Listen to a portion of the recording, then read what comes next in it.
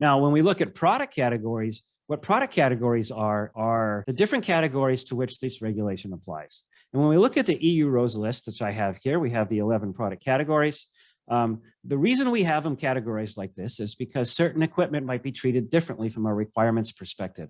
Exemptions are a really good example. There are exemptions that apply to medical devices that don't apply to consumer equipment. There's also exemptions that apply to all kinds of equipment, but they have different expiration dates. They expire in 2021 for IT equipment, and they expire in 2023 for medical devices. So to enable this, they've put these kind of categories so that we can figure out where our products lie and we know how to apply the requirements, right?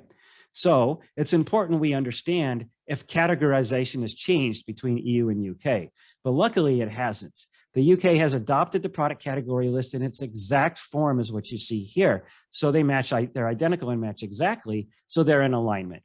So if I've categorized my product for EU RoHS, the same category applies to UK RoHS. I have no additional work to do.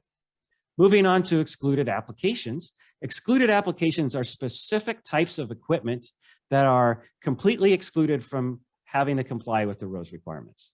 And these are things like defense equipment, equipment designed to be sent into space, components of out-of-scope equipment, large-scale stationary industrial tools, large-scale fixed installations, vehicles, non-road mobile machinery, active implantable medical devices, certain solar panels, equipment for R&D, pipe organs. These are all kinds of this equipment and say, hey, if you make this kind of equipment, don't worry about it. You're not subject to RoHS. You do CE marking and you don't have to do RoHS, right? That's what this means. So we need to see, well, if my product is excluded from EU RoHS, is it also excluded from UK or not? The answer is yes. The UK RoHS adopted this list in its exact form. So all the excluded applications under EU are also excluded under UK. So your status under EU is the same under UK. Learn more by viewing the full-length video online at greensoft.com/videos.